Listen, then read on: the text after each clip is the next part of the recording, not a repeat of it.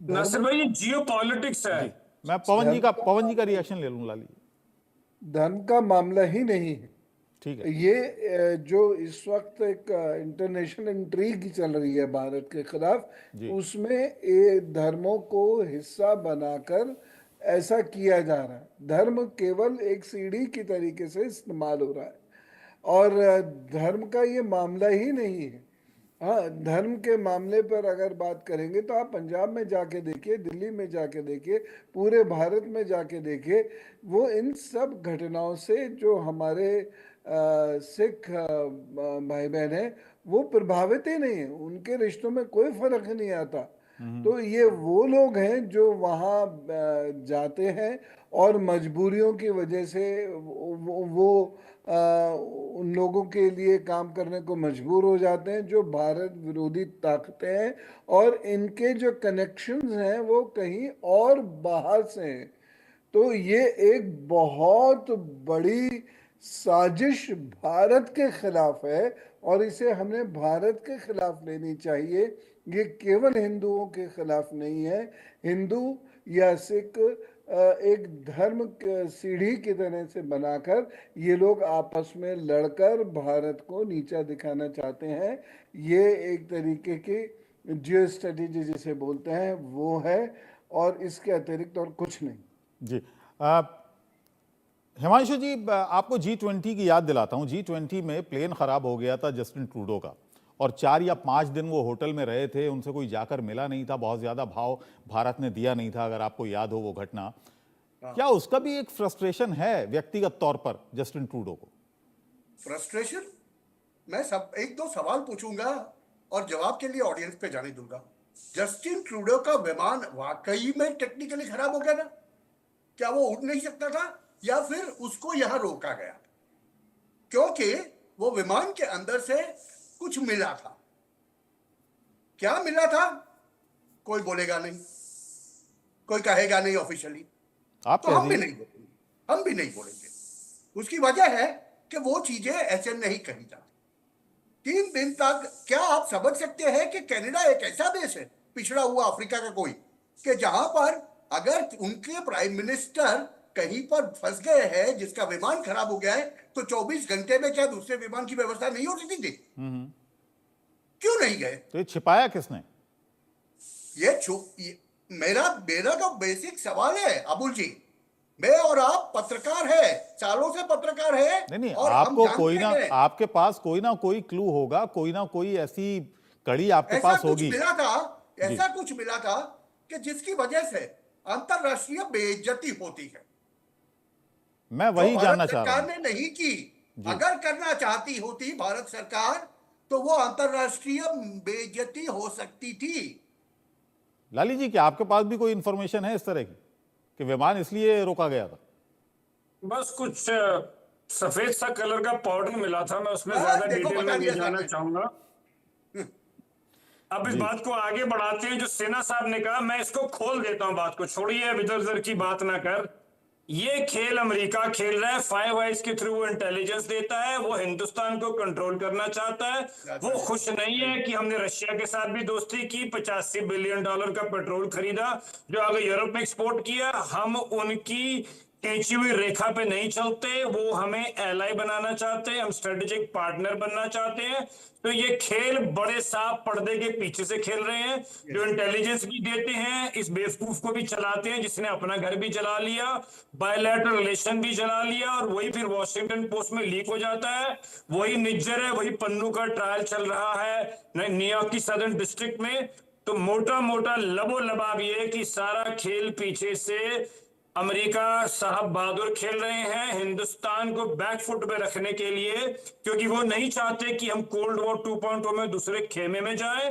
वो चाहते हैं कि वो हमारी लाइन चलें, क्योंकि उन्हें हमें हमारी इंडो पैसिफिक में जरूरत है चाइना को काउंटर करने की। ये मेरा मोटा मोटा लबो लबाब है इस बात का। जी।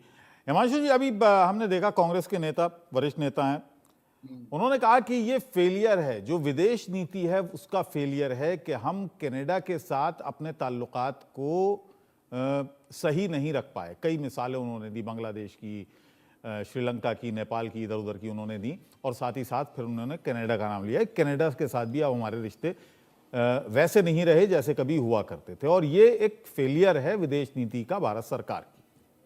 अच्छा, उनका कहना है ना ये फेलियर है जी। उनके वक्त में क्या था? उनके वक्त में सब सही था। उनके वक्त में तो हाँ जी सर, हाँ जी सर, हाँ जी सर करते थे हम लोग जाके। अब जब भारत ने जाके आंख में आंख मिला के बात करना शुरू किया, कहना शुरू किया कि Europe's problems are not world's problems, तो इनको मिर्ची लग रही है। जैसे अभी लाली जी ने बताया ना, हकीकत यह है कि जस्टिन ट्रूडो की कोई औकात नहीं है साहब। माफ कीजिएगा अगर ये शब्द मैंने गलत यूज किया हो तो नेशनल टेलीविजन के ऊपर, लेकिन वो तो सरकार में है, वहां भारत के से पंगा ले। प्रधानमंत्री हैं वहां के। हाँ तो ठीक है ना भैया, मगर वो जैसे बताया ना मैंने, आपने ही पूछा सवाल कि क्या पाया गया था, लाली जी ने बता दिया कुछ सफेद पाउडर था, उससे ज्यादा तो मैं जा नहीं सकता हूं। वही जस्टिन ट्रूडो साहब, जस्टिंदर सिंह टर्डो बताऊंगा मैं उससे। सब तकलीफ यह है कि यहां पर यूएस के जो हमारे एम्बेसडर है एरिक गार्सेटी साहब, वो साहब क्या कहते हैं कि हमारे यहां व्यक्ति स्वातंत्र, वाणी स्वातंत्र ऐसा है कि जहां तक उसका प्रैक्टिकल नहीं हो जाता हम उसका आदमी के ऊपर, बंदे के ऊपर कोई भी काम नहीं ले सकते। जब हमने सवाल पूछा था कि यह आपका नागरिक है, पन्नू करके है कोई, वो बोलता है कि एयर इंडिया के विमानों को उड़ा दूंगा जी। तो जब ये हुआ 2 दिन पहले, पन्नू ने ये बोला कि कनाडा में दिवाली नहीं मनानी दी जाएगी और कनाडा में हिंदू मंदिर के ऊपर हमला होता है, तो ये क्या हो गया? ठीक है, उस पर मैं आऊंगा। क्या दोनों ही पार्टियों के लिए इतना अहम वोट ये है जो वहां पर खालिस्तान समर्थक है, और कितनी तादाद में है ये भी हम जानेंगे। मौलाना अजहरी साहब, एक शिकायत आती है हिंदूवादी संगठनों की तरफ से, और वो ये है कि जब भी इस तरह की घटना होती है, चाहे वो कनाडा की घटना हो या बांग्लादेश में जिस तरह से अत्याचार हुए, यहां पर मुस्लिम नेता, मुस्लिम धर्मगुरु उस पर नहीं बोलते, उसकी आलोचना नहीं करते। नहीं, ऐसा नहीं। ये जो अभी बांग्लादेश का मामला था जी, तो हमारे जो देश के वरिष्ठ उलमा थे और खानकाहें थी, खानकाहों के बुजुर्ग थे, उन्होंने बांग्लादेश के जिस तरह से ये बात वो कर सकते थे, जिस तरह से बौखला सकते थे, मैं ये लफ्ज बोल रहा हूँ थोड़ा, जिस तरह से वो बात वो लोग कर सकते थे, उन्होंने बातचीत की।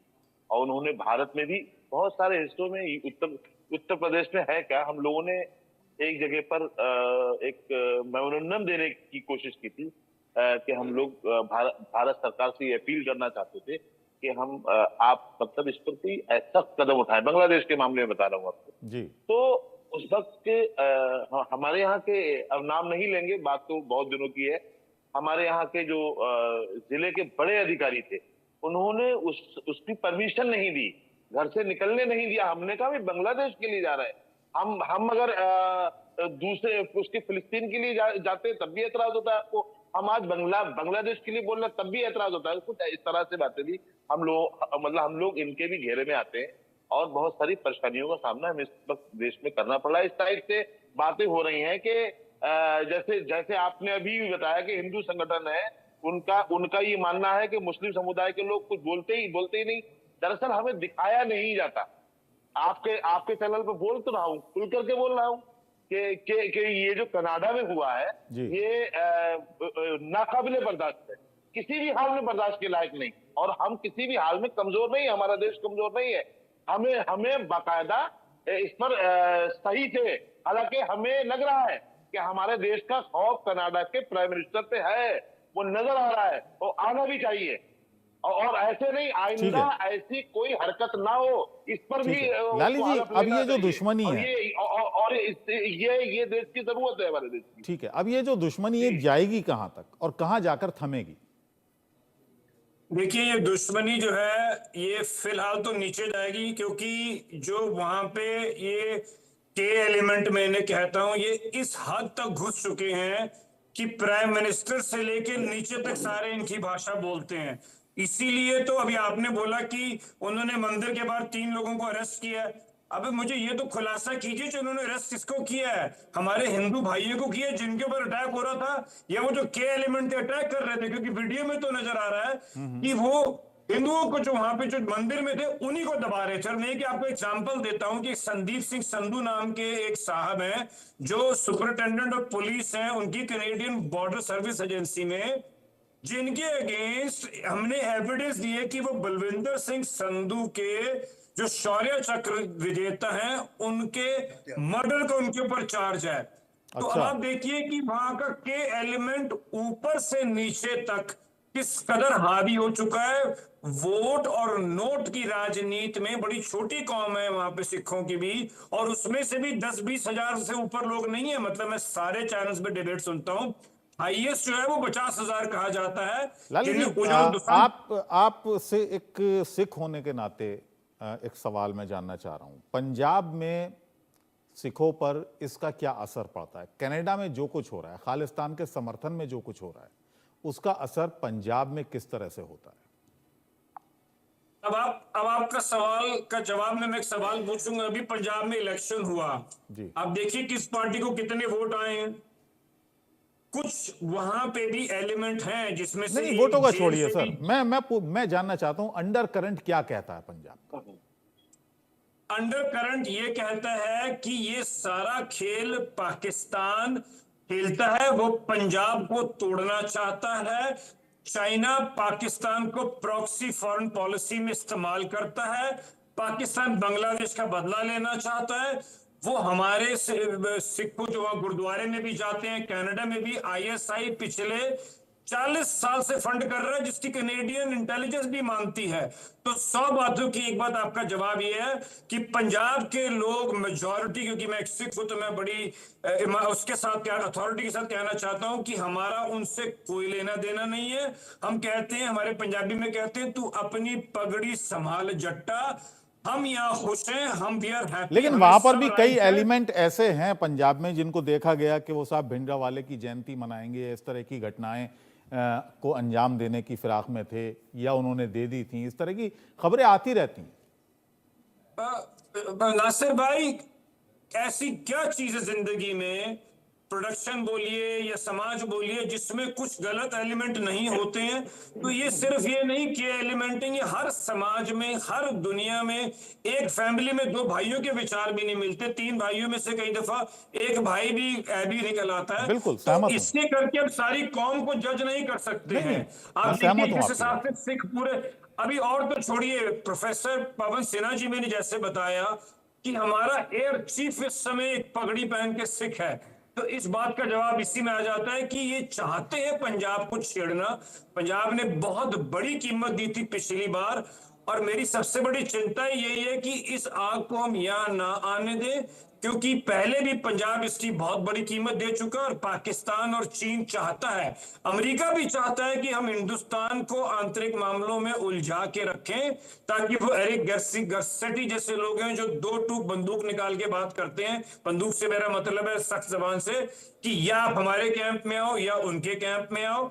और जैसे सुधांशु जी ने बोला कि भैया हम तुम्हारी कोल्ड वॉर की प्रॉब्लम्स नहीं नैरेट करेंगे, हम बहुत खुश हैं इस मुल्क में। आपने जो बनाना है, अपने के बनाना है, जी बनाना है, वहां बनाइए, हमें अपने हाल पे चलिए, छोड़ हिमांशु दीजिए। जी का भी हमें आपकी हिमांशु जी जरूरत का भी नहीं कमेंट है। ले लें इस पर। हिमांशु जी, आप कैसे देखते हैं, क्या मानते हैं आप, ये जो पंजाब पर क्या असर होता है? मैं समझता हूँ। देखिए, आपको ताज्जुब होगा, कनाडा के अंदर आज जो ऑफिशियल अगर फिगर देखें हम, तो तकरीबन 9 लाख हिंदू है, 7 लाख सिख है। अभी उसमें से ये जो खालिस्तानी एलिमेंट जिसको हम कहते हैं ना, वो खालिस्तानी एलिमेंट तो वो जो सिख्स है उनका मिनिस्कुल 2% भी नहीं होगा। मगर ये जो 2% जो है ना, वो 2% बहुत वोकल है और बहुत पॉलिटिकल है। और इन्होंने 5 साल ये जस्टिन ट्रूडो की सरकार चलाई जी। उनको सपोर्ट देके वो सरकार चलाई।